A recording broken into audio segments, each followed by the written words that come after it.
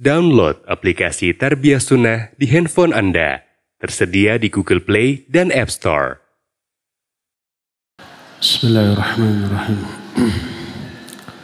Assalamualaikum warahmatullahi wabarakatuh. Alhamdulillahilladzi anzala as-sakinata fi qulubil mu'minin liyazdadu imanan ma'a imanihim. Walillahi junudus samawati wal ard wa kana Allahu aliman hakima. Wa ashhadu an la ilaha illallah wahdahu la syarika lah iqraran bihi wa tauhidan wa ashhadu anna Muhammadan abduhu wa rasuluh sallallahu alaihi wa ala alihi wa ashabihi wa sallama tasliman mazida wa ba'd. Hadirin jamaah Masjid Agung Al-Ukhwah Bandung yang Allah muliakan, para pendengar radio Tarbiyah Sunnah Bandung, juga pendengar beberapa radio lain yang ikut tergabung ke dalam grup kajian bersama, pemirsa beberapa stasiun TV, serta para netizen di mana saja Anda berada. Alhamdulillah pagi ini kita berjumpa untuk mengangkat tema yang masih hangat yang berkaitan dengan hari raya. Anehnya atau bukan aneh, istimewanya hari raya yang biasanya kita alami setahun sekali, kita harus upayakan untuk kita rasakan, kita alami, kita rayakan setiap hari, bahkan kalau bisa setiap saat dari kehidupan kita. Apa efeknya? Efeknya kita akan merasakan kebahagiaan yang tak terhingga di dunia, dan itu yang oleh para ulama disebut dengan surga dunia. Dan berhari raya setiap saat di dunia ini akan terus berlanjut. Berhari raya di akhirat nanti dengan kebahagiaan yang berjuta kali lipat dengan apa yang kita rasakan di dunia. Ketika menjelaskan apa itu hari raya, berkata Al-Imam Ibn Rajab Al-Hambali rahimahullah dalam kitab Lataiful Ma'arif. Kata beliau, Al-Idu huwa musimul farah was surur wa afrahil mu'minina wa sururuhum fid dunya innama huwa bimaulahum idha fazu bi ikmali ta'atihi wa hazu thawaba a'malihim biwuthuqihim biwa'dihi lahum 'alaiha bifadlihi wa maghfiratih. Hari raya adalah saat-saat ketika seseorang bergembira, bersenang-senang dan berbahagia. Bagi seorang mukmin, kebahagiaan dan kegembiraan mereka di dunia hanyalah bisa diraih dengan cara berbahagia di hadapan Allah Azza wa Jalla dengan menyempurnakan ketaatan kepadanya, lalu mereka memperoleh pahala dari amal ketaatan mereka, yakin terhadap janji yang Allah berikan kepada mereka bahwa Allah akan memberikan karunia dan ampunan. Nah, dengan karunia dan ampunan serta rahmat Allah inilah silakan kalian berbahagia, karena itu jauh lebih baik daripada dunia dan isinya. Allah Azza wa Jalla berfirman dalam surah Al-Maidah, dalam surah Yunus ayat 58, kata Allah, Qul bifadlillahi wa rahmatihi Qul bifadlillahi wa birahmatihi fabidzalika falyafrahu huwa khairum mimma yajma'un. Katakan oleh Muhammad, dengan karunia dan rahmat Allah, maka dengan hal itu silakan kalian bersenang-senang, berbangga-bangga, bersukaria, berbahagia, karena itu lebih baik daripada dunia yang dikumpulkan oleh manusia. Allah menyuruh kita berbahagia dengan dua hal. Pertama dengan karunia, kedua dengan rahmat. Maksud karunia di sini pahala ketaatan. Maksud rahmat di sini adalah ampunan dari Allah Subhanahu wa taala.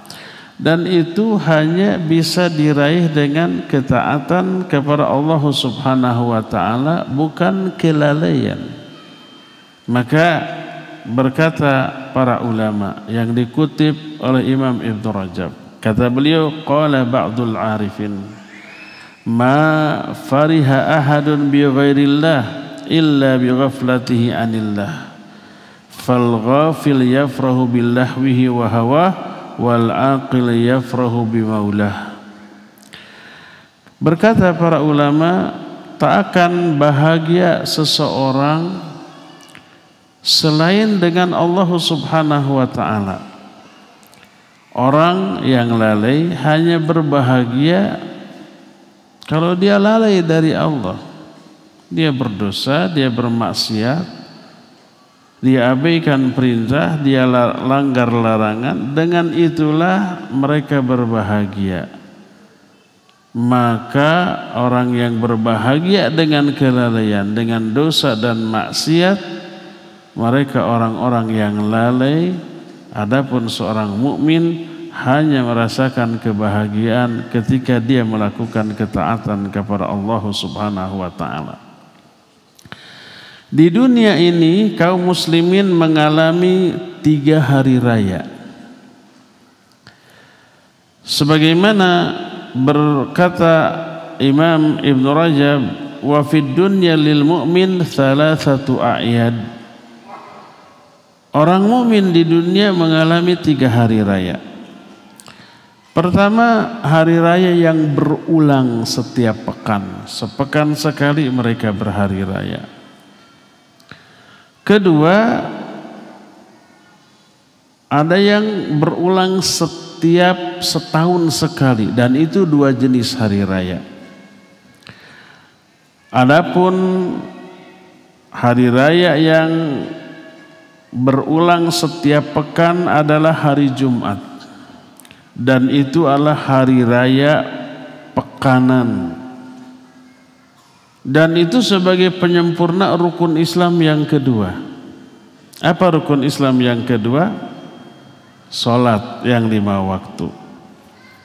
Allah Subhanahu wa taala memerintahkan kepada setiap mukmin untuk melakukan salat 5 kali dalam sehari semalam, sedangkan jumlah hari dalam kehidupan manusia hanya ada 7, mulai dari hari Sabtu, Ahad, Senin, Selasa, Rabu, Kamis, kemudian berakhir dengan Jumat. Setelah beres 7 hari, berulang lagi ke hari Sabtu lagi. Maka setiap kali selesai 1 pekan 7 hari, maka kaum muslimin menyempurnakan kewajiban sholat mereka dengan cara berkumpul bersama di hari Jumatnya, melakukan sholat bersama-sama. Dan ada nasihat dari khatib, dari orang berilmu yang dipilih di kalangan mereka untuk memberikan tausiah. Oleh karena itulah, maka hari Jumat merupakan hari raya dan memiliki banyak keistimewaan. Berkata Rasul sallallahu alaihi wasallam, Sayyidul ayyam yaumul jum'ah. Rajanya hari itu adalah hari Jumat. Di hari Jumat itulah disempurnakan seluruh penciptaan. Di hari Jumat itulah Nabi Adam juga diciptakan. Di hari Jumat Nabi Adam dimasukkan ke dalam surga. Di hari Jumat juga Nabi Adam dikeluarkan dari surga dan diturunkan ke muka bumi. Dan di hari Jumat juga seluruh kehidupan akan berakhir hancur dengan datangnya hari kiamat.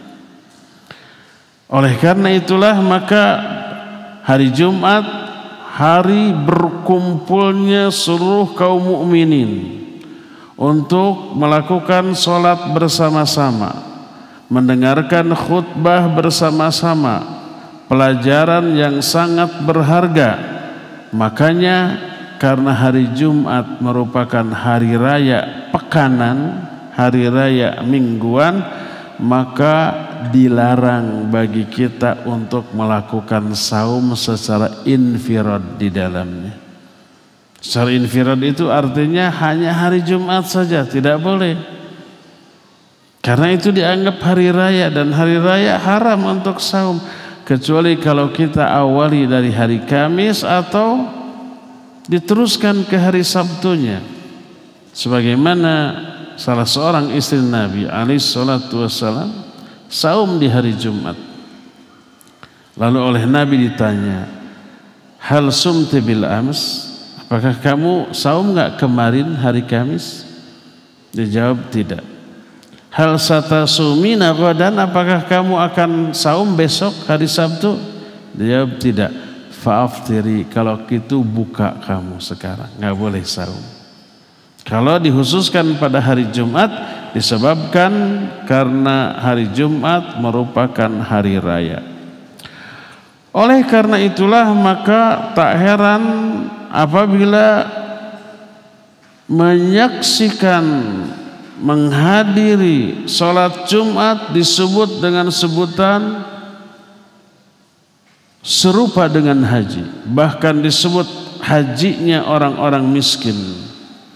Berkata Sa'id bin Al-Musayyib rahimahullahu ta'ala, syuhudul jum'ah habbu ilayya min hajjatin nafilah wa tabkiru ilayha yaqumu maqamal hadi ala qadri sabaq fa awwaluhum kal mahdi bi badanah thumma baqarah thumma kabshan thumma dujajah thumma baydah.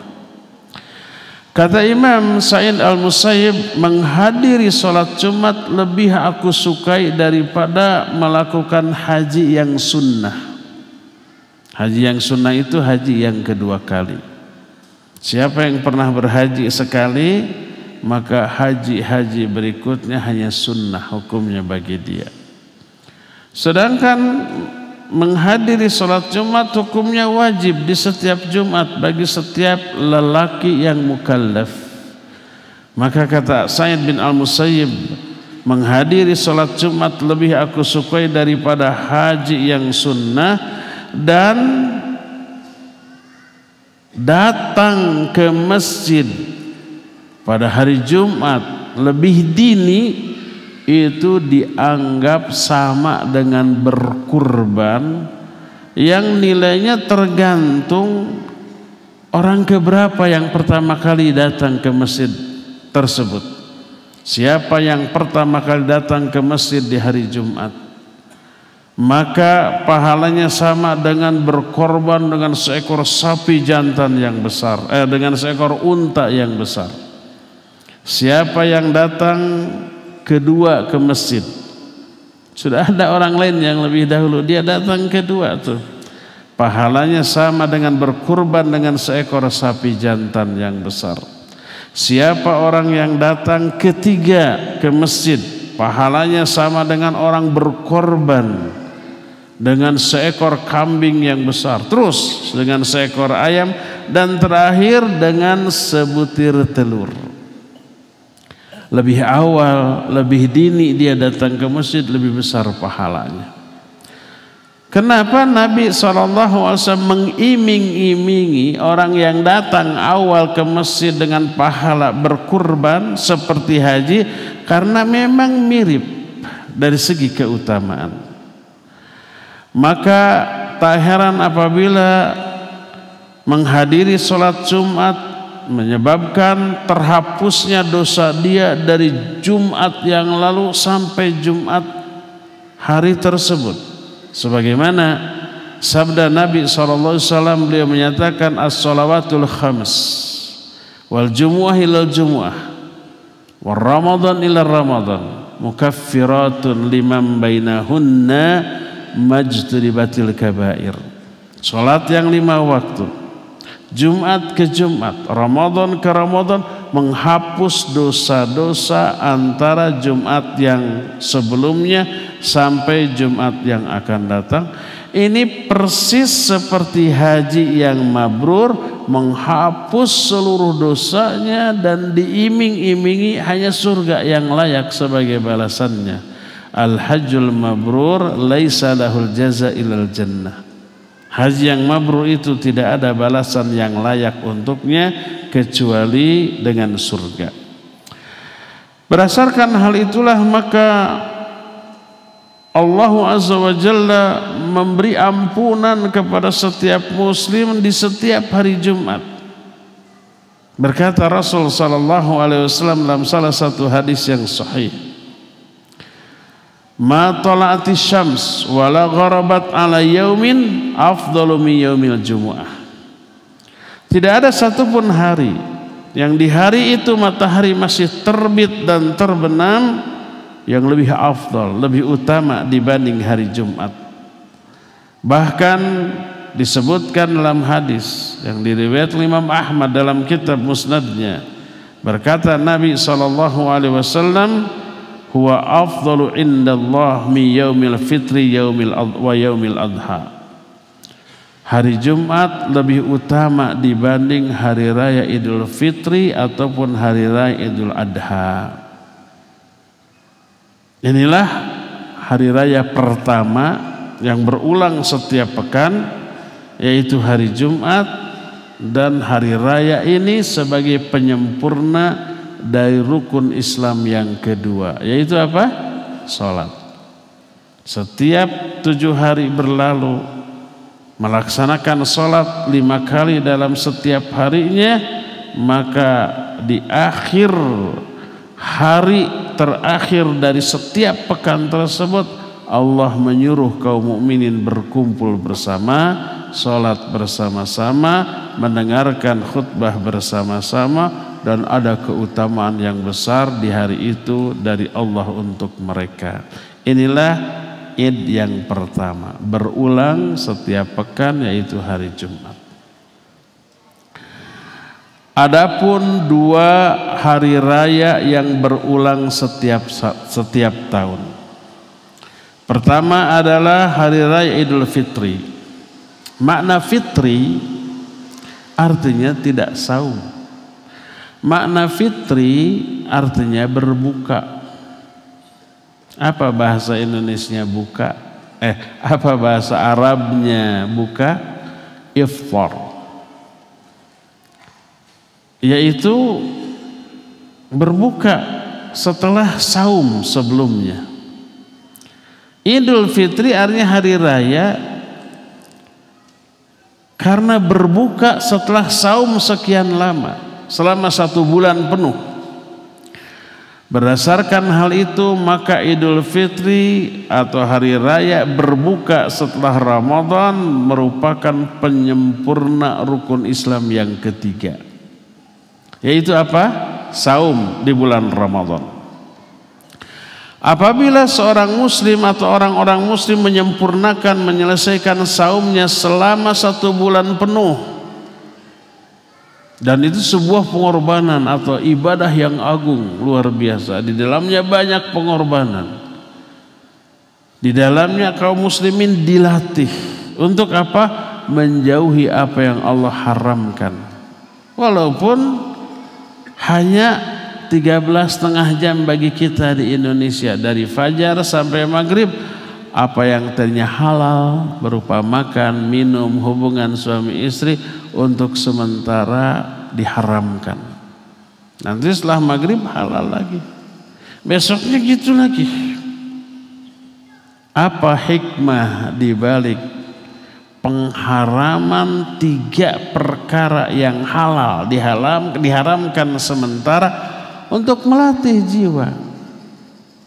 Agar kalau yang halal diharamkan sementara waktu, maka yang haram harus dijauhi selama-lamanya. Makanya siapa yang ketika saum dia tidak makan, tidak minum, tidak melampiaskan syahwat, tapi yang haram dilakukan, ghibah dilakukan, mencela menghina dilakukan, zalim dilakukan, apalagi mencuri, apalagi umpamanya menganiaya orang dilakukan, para itu yang haram, rusaklah saumnya, ditolak itu saumnya, tidak diterima itu saumnya, tidak dipahalai itu saumnya. Man lam yada qaula zur wal amala bih wal jahl falaisa lillahi hajatun fi ayyada at'amahu wa syarabah. Siapa orang yang saumnya tidak dibarengi dengan meninggalkan semua yang haram, ucapan, perbuatan tidak terjaga dari yang haram. Kalau yang mubah saja harus dijauhi, apalagi yang haram, maka Allah nggak butuh kepada saumnya. Allah nggak akan kasih pahala, nggak akan kasih ampunan, nggak akan kasih surga yang dijanjikan, nggak akan diselamatkan dari api neraka yang dijanjikan, nggak akan Allah kasih. Apa yang dia dapat? Hanya lapar dan haus. Rubba sha'imin hadduhu min syamihi al-ju' wal atas. Banyak orang yang saum, tapi yang dia dapat dari saumnya hanya lapar dan haus, pahalanya tidak. Kenapa? Karena dia hanya menahan diri dari yang mubah, makan, minum, hubungan suami istri dia tahan, tapi yang haram dia laksanakan. Rusak sudah saumnya. Maka orang yang saum secara totalitas, tidak hanya saum dari 3 perkara ini saja, tapi saum juga dari semua yang haram, dijauhi semua yang Allah haramkan. Apa akibatnya? Allah turunkan ampunan, Allah bebaskan dia dari api neraka, Allah subhanahu wa ta'ala berikan apa yang Allah janjikan kepada mereka berupa surga. Maka di akhir masa-masa setelah saum ini, Allah azza wa jalla menyuruh mereka berkumpul, sholat bareng-bareng, takbir bareng-bareng, mendengarkan tausiah, pelajaran ataupun nasihat dari imam dan khatib juga bareng-bareng, untuk mengungkapkan rasa syukur mereka kepada Allah subhanahu wa ta'ala. Allah menyatakan walitukabbirullaha ala ma hadakum wa la'allakum tashkurun walitukmilul iddata walitukabbirullaha ala ma hadakum wa la'allakum tashkurun. Agar kalian menyempurnakan jumlah saum kalian sebulan penuh, agar kalian bertakbir membesarkan Allah atas hidayah yang Allah berikan kepada kalian, dan agar kalian bersyukur kepada Allah subhanahu wa ta'ala. Maka hari raya Idul Fitri dianggap sebagai penyempurna rukun Islam yang ketiga, yaitu saum. Inilah hari raya yang kedua yang berulang setiap tahun sekali. Karena apa? Karena saumnya pun hanya setiap tahun. Kalau sholat kan setiap hari. Setelah berlalu 7 hari, berhari raya lah mereka. Kalau saum setahun, dalam setahun sebulan, setelah beres sebulan, berhari raya lah mereka. Penyempurna dari rukun Islam yang ketiga. Adapun hari raya yang ketiga disebut hari raya Nahr atau Idul Adha. Dan inilah seagung-agung hari raya dibanding hari raya Idul Fitri. Ternyata hari raya Idul Adha ini sebagai penyempurna dari rukun Islam yang kelima. Apakah itu? Haji. Setelah kaum muslimin melaksanakan ibadah haji, Allah ampuni dosa-dosa mereka. Dan sempurnanya haji hanyalah apabila mereka melakukan wukuf di Arafah. dan itu rukun haji yang paling agung. Sebagaimana Nabi SAW bersabda, al-hajju Arafah, haji itu Arafah. Maka hari Arafah adalah hari dibebaskannya orang-orang dari api neraka, baik orang yang wukuf di Arafah ataupun orang yang tidak wukuf di Arafah. Di seluruh penjuru dunia, seluruh kaum muslimin juga diampuni dosanya, walaupun mereka tidak haji. Tidak hajinya karena tidak mampu, atau tidak hajinya karena memang tidak berkewajiban haji, baik karena ada udzur ataupun tahun-tahun yang lalu sudah mereka laksanakan.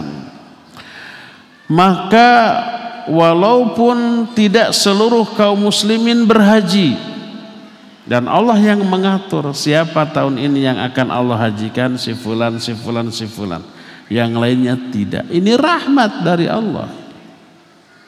Apabila seluruh kaum muslimin diberi kemampuan semuanya di waktu yang sama, niscaya timbul madarat. Apa madaratnya? Penuh ya. Sekarang aja setiap negara hanya diberi jatah sedikit. Kalau nggak salah 10% dari jumlah kaum muslimin yang ada di negeri itu. Dan ternyata negeri kita merupakan negara dengan kuota haji terbanyak. Jadi jutaan orang sekarang berkumpul di Mekah dan di tempat-tempat haji. Pada waktu musim haji itu pun sudah sangat membludak, padat, berdesak-desakan. Padahal hanya sebagian kecil kaum muslimin yang berangkat ke sana. Bayangkan kalau semua kaum muslimin diberikan kemampuan semuanya untuk haji, berhaji, nggak akan bisa dilaksanakan itu haji. Jadi hanya dipilih orang-orang tertentu sebagai rahmat bagi seluruh kaum muslimin. Berdasarkan hal itulah, maka walaupun orang muslim yang tidak mampu berhaji, mereka tidak berangkat ke sana, tapi keutamaan yang Allah berikan kepada yang haji di Arafah berupa ampunan Allah sebarkan secara merata ke seluruh kaum muslimin di seluruh dunia, dan pahala dari berkurban yang dilakukan oleh orang-orang yang haji juga disebar secara merata ke seluruh umat Islam. Makanya doa yang dibaca oleh Nabi SAW ketika menyembelih, salah satu doanya, Allahumma hadza minni wa mimman lam yudhi min ummati. Ya Allah, ini kurban dari aku dan dari umatku yang tidak mampu untuk menyembelih. Kececet. Maka pahalanya sampai kepada seluruh kaum muslimin yang tidak mampu untuk melakukan kurban. Ada orang-orang tertentu yang tidak diberi kemampuan untuk kurban, tidak diberikan kemampuan untuk haji, jadi tidak haji, tidak berkurban, pahalanya tetap dapat. Oleh karena itulah maka tak heran kalau Imam Ibn Rajab menyatakan faida kamula yauma Arafah wa ataqallahu ibadahul mu'minina minan nar ishtarakal muslimuna kulluhum fil id aqiba dhalik wa yasra'u lil jami' at-taqarrub ilaihi bin nusuk wa huwa iraqatud damil qarabin fa ahlul musim yarmunal jumrah fa yasra'una fit tahallul min ihramihim bil hajj wa yaqduna nafathahum wa yufuna nudurahum wa yuqarribuna qarabinahum minal hadaya thumma yatufuna bil baitil atiq wa ahlul amsar yajtami'una ala dzikrillah wa takbir was salati lahu. Apabila sudah berlalu hari Arafah tanggal 9 Dzulhijjah, masuk ke tanggal 10, Allah bebaskan kaum mukminin dari api neraka. maka bergabunglah seluruh kaum muslimin di seluruh dunia di hari tanggal ke-10-nya untuk berkumpul bersama-sama. Dan itu hari Id bagi mereka. Allah syariatkan kepada mereka untuk bertaqarrub kepada Allah dengan cara menyembelih sesembelihan kurban-kurban mereka. Kalau orang yang sedang berhaji tanggal 10 itu hanya melaksanakan perintah, menjauhi larangan. Setiap hari dia hanya ibadah, maka setiap hari itu hari raya bagi dia. Apa akibatnya? Di akhirat, di surganya, dia akan mengunjungi Allah dan melihat wajah Allah yang mulia setiap hari. Inilah yang dimaksud dengan berhari raya. Hari ketika semua orang berbahagia dengan kebahagiaan yang sempurna, dan kebahagiaan yang sempurna hanya bisa didapat dalam bentuk memperoleh pahala, ampunan, dan dibebaskan dari api neraka. Berkata para ulama ahli tafsir ketika menafsirkan Al-Quran surah Al-Fath ayat yang kedua, kata mereka, wa amma itmamun ni'mah fa innama husila bil maghfirah fala tatimmun ni'mah biduniha. Adapun kesempurnaan nikmat hanyalah diraih kalau didapat ampunan dari Allah. Tidak sempurna nikmat tanpa ampunan Allah. Termasuk Nabi SAW. Nikmat terbesar yang Allah berikan kepada Nabi SAW adalah diampuninya dosa. Lihat Al-Fath ayat yang kedua, liyaghfira lakallahu ma taqaddama min dzambika wa ma ta'akhkhar wa yutimma ni'matahu 'alaika wa yahdiyaka siratan mustaqima. Allah ingin ampuni dosa kamu yang dulu dan yang akan datang, dan Allah ingin menyempurnakan nikmatnya kepadamu dengan hal itu. Kesempurnaan nikmat hanya apabila diraihnya ampunan dari Allah. Dengan ampunan diraih, terselamatkan dia dari api neraka, dimasukkan dia ke dalam surga. Di surga ada banyak beragam kenikmatan, tapi kenikmatan yang paling puncak adalah mampu melihat wajah Allah yang mulia. Berhari rayalah kita setiap hari dengan cara tingkatkan amal ibadah kita, ketaatan kita kepada Allah, jauhi semua dosa dan maksiat. Maka hari ketika kita tidak berdosa, tidak bermaksiat kepada Allah, itulah hari raya bagi kita. Ikhtiarkan untuk berhari raya sesering mungkin, bila mampu setiap hari, bila lebih mampu lagi setiap saat kita berhari raya kepada Allah Azza wa Jalla, ya. Inilah ikhwah kajian kita di pagi hari ini. Cukup sampai di sini, sudah 2 jam ya waktu yang kita habiskan. Kita akan masuki sekarang sesi tanya jawab. Wa sallallahu ala nabiyina Muhammadin wa ala alihi wa ashabihi wasallam. Ada mic?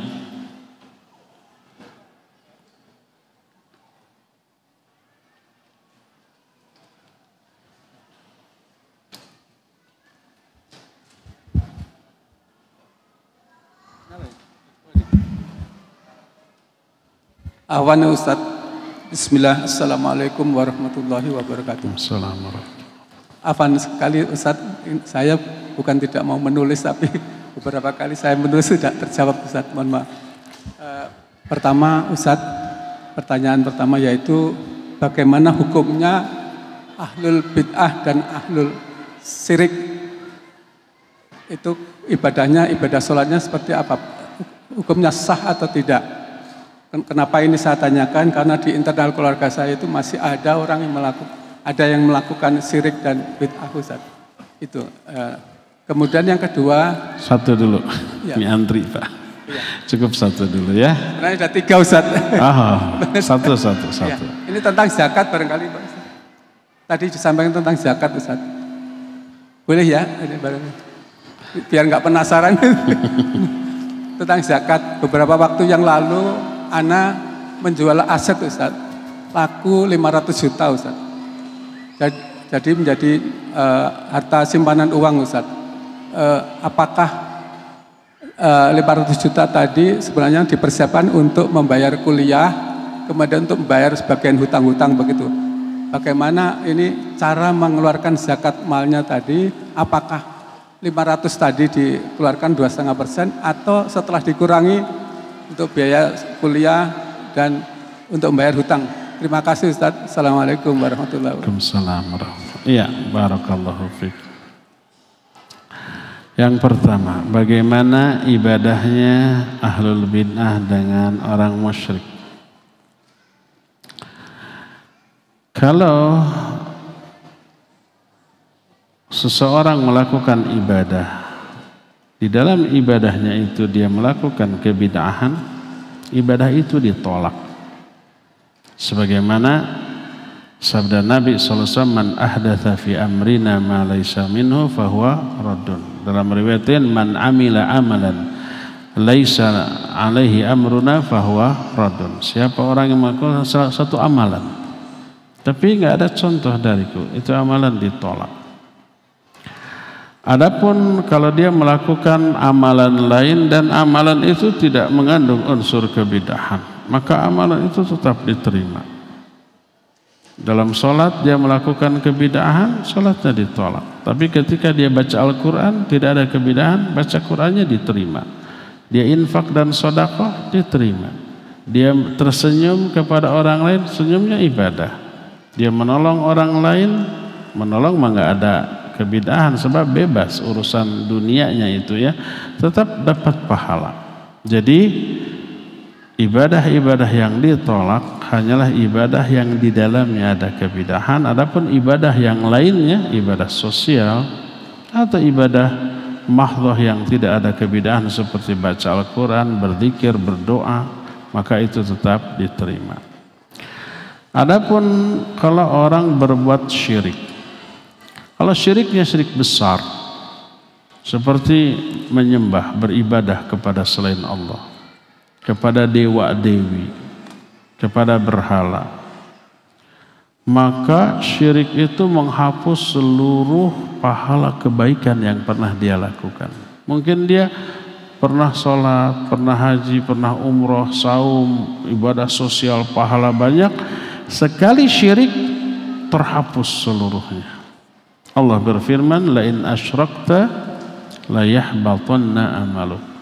Kalau kamu berbuat syirik, terhapuslah seluruh amal-amal baik kamu. Ini kalau syirik besar. Adapun kalau syirik kecil, pelakunya tetap muslim, tapi muslim yang berdosa besar. Syirik kecil itu apa contohnya? Riya, sum'ah, ujub, takabur, termasuk kedukun, termasuk meramal, itu syirik. Tapi syirik kecil, bersumpah dengan menyebut nama selain Allah, demi Allah, demi Rasulullah, itu syirik, tapi syirik kecil. Pelakunya tidak musyrik, tidak murtad, dia tetap muslim, tapi muslim yang berdosa besar. Apakah seluruh amal ibadahnya terhapus? Tidak.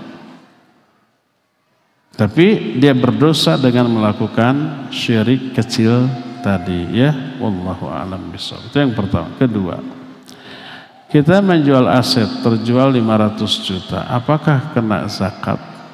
Tergantung. Kalau aset ini sudah diiklankan setahun, tidak ada yang beli juga, maka aset tersebut dianggap sebagai barang dagangan. Setelah setahun baru laku. Sejak mulai dipromosikan sampai laku setahun, wajib keluarkan zakatnya. Dianggap zakat perdagangan. Tapi kalau umpamanya begitu kita umumkan dijual, langsung baru truk 2-3 menit kemudian ada yang nawar, lihat, deal, bayar, tidak ada zakat. Tapi infak dan sedekah silakan, ya. Apakah zakatnya sebesar 2,5% dari harga. Lihat, kalau ada hutang, lunasi dulu hutang. Setelah dilunasi hutang masih ada sisa dan masih di atas nisab, keluarkan zakatnya. Adapun biaya kuliah, biaya berobat, maka itu tidak dihitung, tidak harus sisihkan dulu biaya kuliah, sisanya baru dizakati. Ternyata yang dikuliahkan ada 7 orang anak, habis, kurang malah, nanti merasa miskin. Enggak, karena membiayai kuliah bukan kewajiban. Apakah wajib kuliah? Tidak wajib kuliah. Yang wajib belajar. Dan belajar tidak harus kuliah, ya. Jadi potong hutang, bayarkan hutangnya, masih ada sisa dan di atas nisab, keluarkan zakatnya. Wallahu a'lam. Tadi dikatakan bahwa hari Jumat, hari raya, dan ada pahala khusus bagi yang hadir di awal. Bagaimana dengan kaum wanita yang tidak hadir pada sholat Jumat? Pahala apa yang kami dapat, Ustaz? Wanita tidak wajib sholat Jumat. Dan ini yang membuat wanita iri kepada laki-laki. Iri di sini bagus apa baik? Bagus dan baik. Tapi yang dimaksud iri di sini bahasa Sundanya ya, kabita. Apa beda kabita dengan iri? Bahasa Arabnya ghibthah. Ghibthah itu kabita. Apa bedanya iri dengan ghibthah dengan hasad atau iri? Kalau ghibthah atau kabita hanya ingin seperti itu. Kalau hasad, pertama ada benci. Benci kenapa orang itu dapat untung seperti itu. Kedua, berharap keuntungan dia itu hilang, musnah. Itu hasad. Hasad haram, iri haram, tapi ghibthah bagus. Jadi para wanita ingin dapat pahala sholat Jumat seperti kaum laki-laki, tapi tidak ada kebencian kepada laki-laki, maka itu ghibthah, kabita, itu boleh, bagus. Jadi Jumat termasuk ibadah yang hanya disyariatkan untuk laki-laki, dan ini membuat iri kaum wanita. Termasuk di zaman Nabi SAW.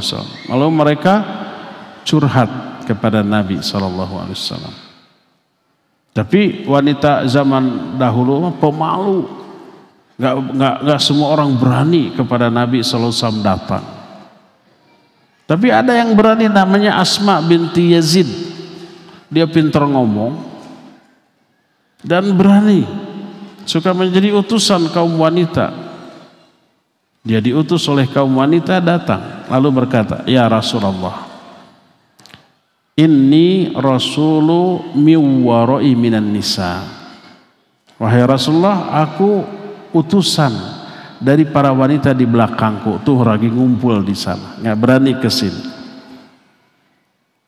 Mereka berbicara melalui lisanku.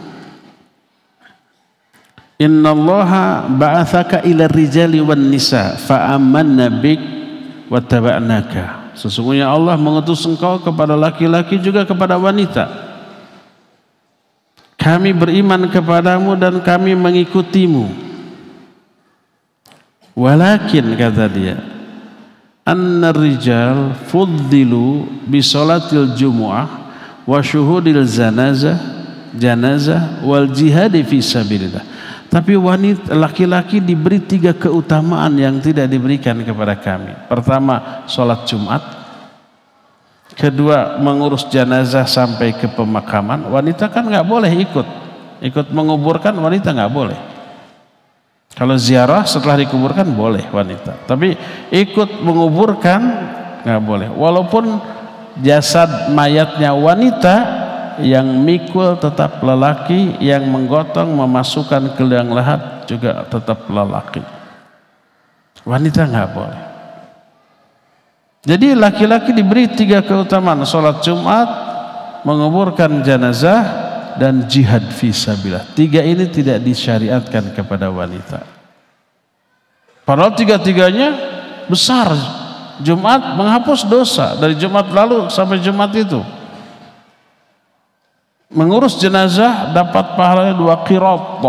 1 qiratnya sebesar gunung Uhud. Dan jihad fisabilillah, kalau mati syahid. Kalau tidak mati menang, pahala besar dan dosa diampuni. Wa idza jahadu fi sabilillah rabbaina auladahum wa amwalahum. Dan kalau laki-laki sedang jihad di jalan Allah, kami para wanita yang menjaga anak mereka dan harta mereka. Jadi wanita punya peran. Afanusyarikuhum fil ajri ya Rasul, apakah kami memperoleh pahala yang sama dengan mereka ya Rasulullah?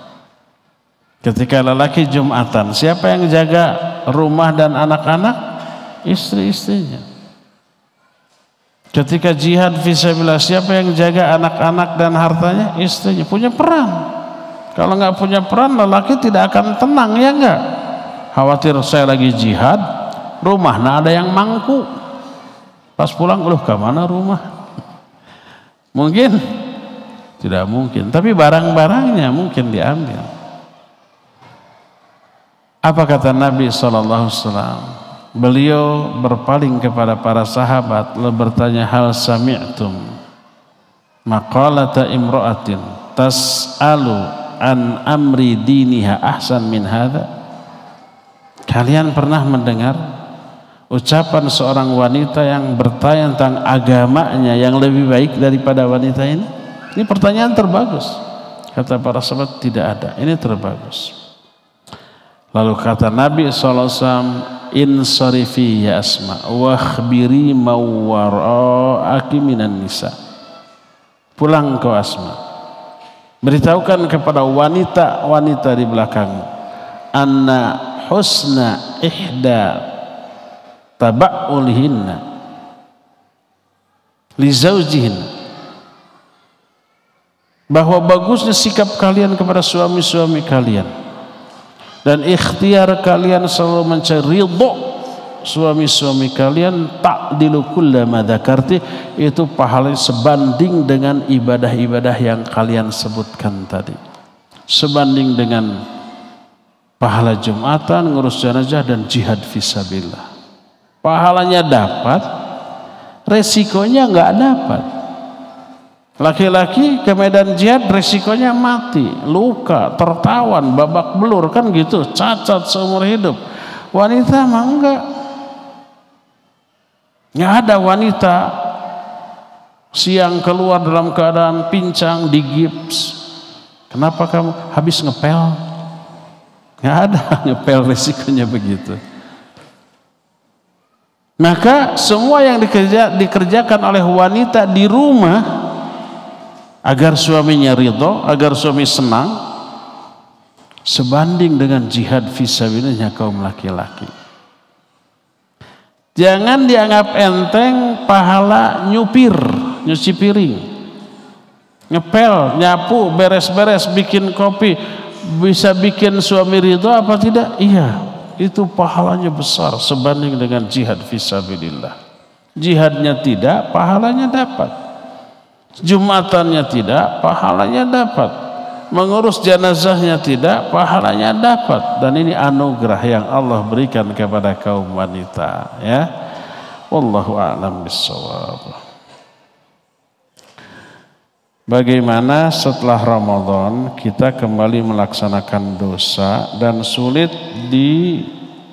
dijauhkan, padahal saat Ramadan merasa mencoba pol-polan ibadah dan mengharapkan pahala dari Allah. Apakah ibadah dari Ramadan kita diterima atau indikasi amalan tertolak?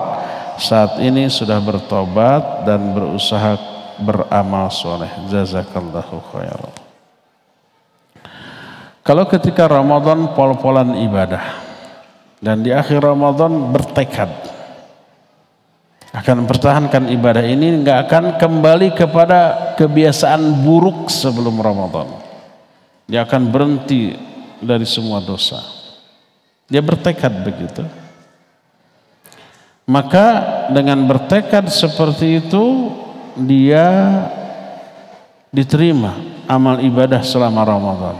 Saumnya, tarawehnya, tadarusnya, semuanya. Tapi setelah Ramadan tanpa direncanakan, tanpa diniatkan, ternyata terjerumus kembali ke dalam dosa. Mungkin karena tidak terduga ketemu si fulan, terjebak dalam situasi yang kita tidak bisa hindari. Akhirnya berbuat dosa lagi. Itu adalah dosa baru yang wajib ditaubati lagi tanpa merusak pahala dari ibadahnya yang lama. Begitulah seterusnya. Kecuali kalau di akhir Ramadan asik, besok Lebaran kita bisa dugem lagi, kita bisa karaokean lagi, kita bisa mabuk lagi. Kan selama Ramadan tutupnya, mau ke sana juga nggak bisa. Pas besok Lebaran, bebas lagi. Maka ibadah Ramadannya ditolak karena dia sudah bertekad akan kembali kepada kemaksiatan sebelumnya. Jadi kalau orang begitu di akhir Ramadan, dia merasa imannya puncak, bertekad tidak kembali, tapi kemudian tanpa direncanakan, tanpa diniatkan, terjerumus kembali kepada dosa, itu dosa baru yang wajib ditobati tanpa merusak tobatnya yang lama.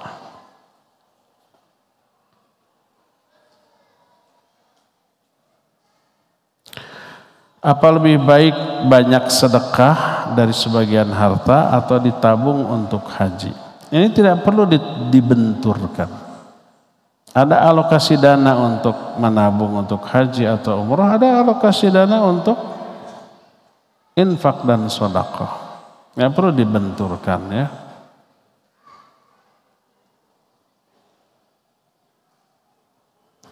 Bagaimana kalau zakat pendapatan dari kerja?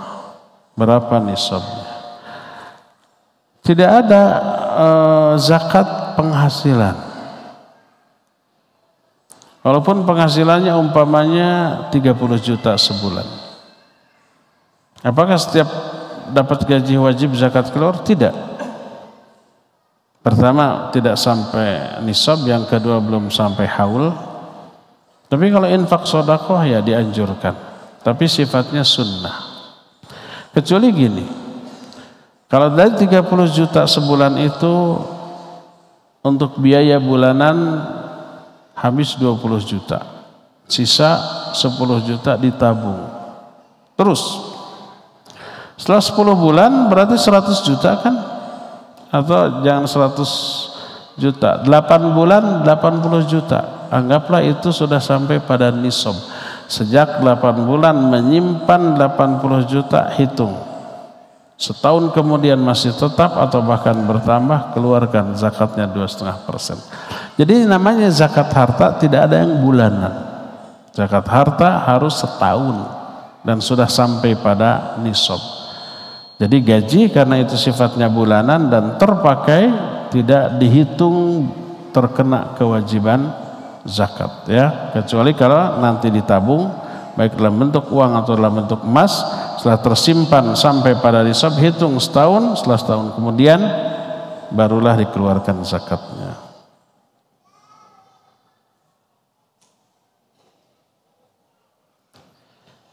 Bagaimana adab hari raya Idul Fitri yang disyariatkan dalam Islam?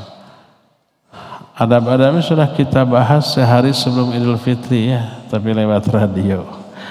Di setel aja lagi, ada di YouTube. Adakah kebiasaan saling memaafkan? Tidak ada.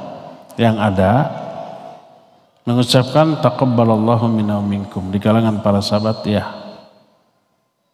Mohon maaf lahir dan batin? Tidak ada. Minal aidin wal faid, minal aidin wal faizin? Tidak ada.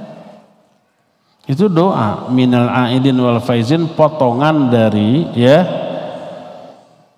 sebuah doa yaitu narju an nakuna minal aidina wal faizin. Kita berharap kita termasuk aidin dan faizin. Aidin itu orang yang berhari raya, faizin orang-orang yang beruntung. Kesalahan orang minal aidin wal faizin diterjemahkan mohon maaf lahir dan batin, tidak nyambung. Orang Arab juga bingung apa minal aidin wal faizin. Jadi yang disunnahkan hanyalah mengucapkan taqabbalallahu minna wa minkum. Ustaz, ada pertanyaan Ustaz melalui pesan singkat. Assalamualaikum warahmatullahi wabarakatuh. Barakallahu fiik Ustaz, izin bertanya terkait hari Jumat. Ada beberapa yang disunahkan, diantaranya membaca surat Al-Kahfi, mandi junub dan seterusnya. Pertanyaannya, ketika kita sudah sampai di masjid dan setelah sholat tahiyatul masjid dan menunggu khotib datang naik mimbar, lebih utama mana? Sholat sunnah hingga khotib naik mimbar atau membaca surat Al-Kahfi Ustaz? Syukran jazakallahu khairan. Silakan Ustaz. Baik, afwan wa jazakallahu khairan. Iya. Jawabannya ada yang umum, ada yang khusus. Yang umum umpah kondisi setiap orang sama. Mana yang lebih utama, sholat atau baca Al-Quran? Sholat lebih utama daripada membaca Al-Quran. Mana yang lebih utama, berdoa atau berzikir? Berzikir lebih utama daripada berdoa. Kenapa? Karena berzikir itu memberi hak kepada Allah. Kalau berdoa meminta hak kita kepada Allah. Berdoa kan meminta, ya Allah beri saya rezeki, beri saya jodoh gitu kan, meminta hak kita. Kalau berzikir memberi hak Allah. Mana yang lebih utama, memberi apa meminta? Memberi. Salat dengan baca Al-Quran, lebih utama mana? Lebih utama salat, apapun bentuk salatnya. Karena dalam salat ada bacaan Al-Quran dan dalam salat ada pengagungan, ruku, sujud dan seterusnya. Kalau baca Al-Quran hanya baca Al-Qurannya saja, itu secara umum. Mana yang lebih maslahat? Itu bagi setiap orang berbeda-beda. Bagi orang yang di pagi belum sempat menamatkan surah Al-Kahfi dan ingin memperoleh keutamaan baca surah Al-Kahfi di hari Jumat, pas masuk hari Jumat ke masjid, baca surah Al-Kahfi daripada sholat. Karena ingin meraih itu, maka silakan. Bagi orang yang pada subuh juga sudah selesai gitu baca surah Al-Kahfi, sehingga pas ke masjid tinggal sholat intidhar, silakan sholat intidhar. Jadi masing-masing orang berbeda mana yang lebih maslahat bagi dirinya. Wallahu a'lam.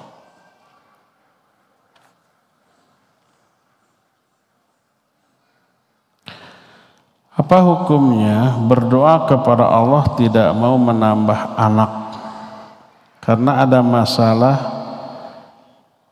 inner child, luka pengasuhan yang mengakibatkan melukai secara verbal dan fisik kepada anak sendiri. Sudah ikhtiar perbaiki ketakwaan, berdoa kepada asyifa, konsultasi ke psikolog, ikut seminar, terapi, tapi masih harus terus berproses sembuh. Khawatir kalau nambah anak akan memudaratkan anak dan pasangan. Anak saya masih usia 2 dan 6 tahun. Oh, jadi ada kelainan perilaku ya. Jadi galak ke anak, sadis. Sedikit salah hukumannya lebay. Tidak sesuai dengan kadar kesalahan si anak. Berobat, coba ruqyah. Sigana aya setanan dah. Boleh enggak? Ya, intinya begini. Hukum asal menikah tujuan utamanya adalah untuk memperoleh anak. Itu tujuan awal dari pernikahan. Selain ada tujuan-tujuan lain, ada hikmah-hikmah lain. Tapi kalau umpamanya dengan memiliki anak madarat, seperti umpamanya ibu kalau mengandung berbahaya karena ada kelainan, maka boleh nggak berikhtiar tidak punya anak? Boleh, harus. Kalau punya anak madarat, umpamanya kandungannya tidak normal, membahayakan anak dan ibunya, iya boleh. Bukan hanya berdoa, kalau berdoa kan mungkin dikabul, mungkin tidak. Tapi kalau ikhtiar dengan cara KB umpamanya, itu lebih hasilnya lebih besar kemungkinan sesuai dengan harapan. Kalau doa mungkin dikabul, mungkin tidak. Jadi kalau ada uzur seperti itu yang memberi madarat bila punya anak, ya boleh berikhtiar tidak punya anak, termasuk salah satu ikhtiarnya berdoa untuk tidak punya anak, karena kalau punya anak madarat dibolehkan. Wallahu a'lam bishawab. Tapi ikhtiar ya, jangan galak-galak ke anak.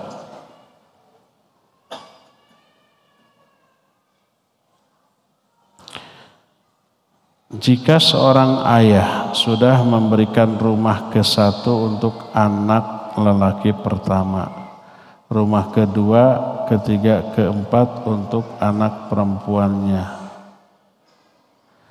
dan ini dibicarakan sebelum meninggal, apakah anak lelaki pertama berhak meminta jatah dan rumah kedua, ketiga, keempat?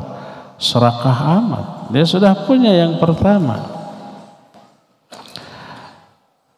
Kalau orang tua selama hidup memberi kepada anak, namanya hibah. Boleh? Boleh. Hibah kepada anak dibolehkan. Asal adil, jangan sampai menimbulkan kecemburuan di kalangan anak-anak, lalu menimbulkan konflik internal. Boleh hibah? Boleh. Dan itu menjadi milik si anak. Nih, yang pertama rumah ini dikasih, sertifikatnya atas nama anak. Kedua, ketiga semua. Masih ada harta ayah? Masih. Pas ayah meninggal, sisa harta ayah itulah yang menjadi harta warisan. Kalau yang sudah dihibahkan, sudah menjadi milik masing-masing.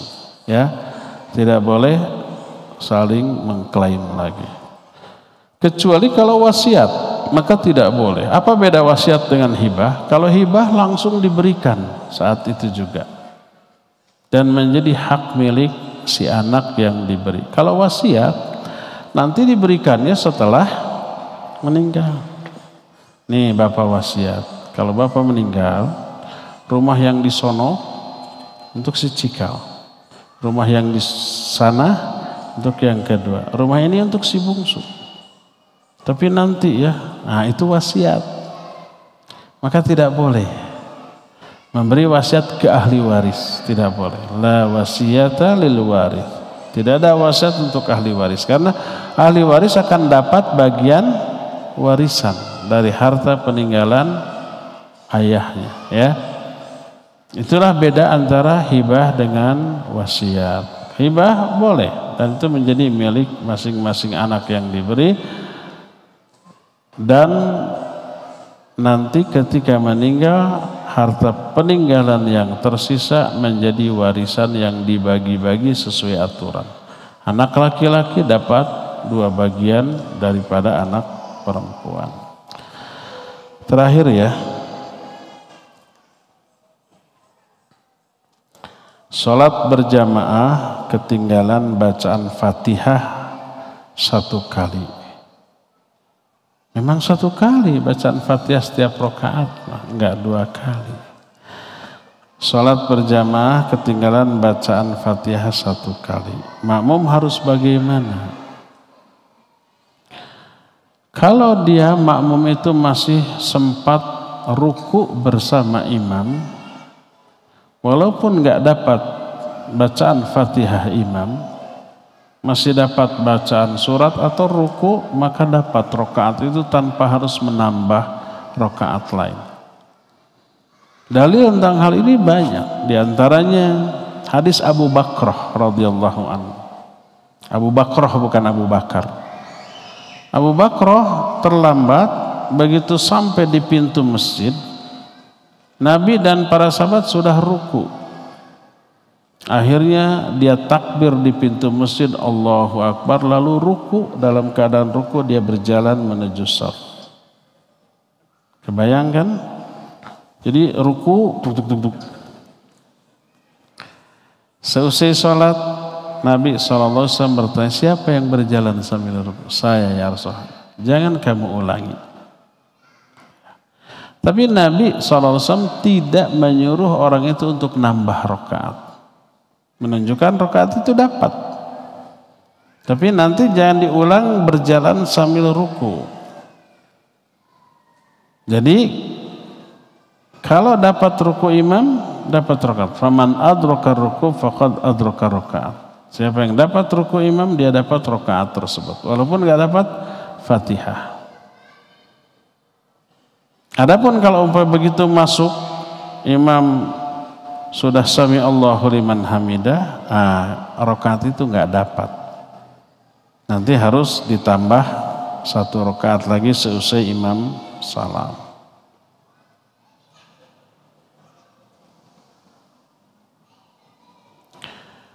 Mohon nasihat Ustaz terkait penyimpangan kelompok NII, Negara Islam Indonesia. Semoga ada orang NII yang dengar nih lewat radio atau YouTube ya.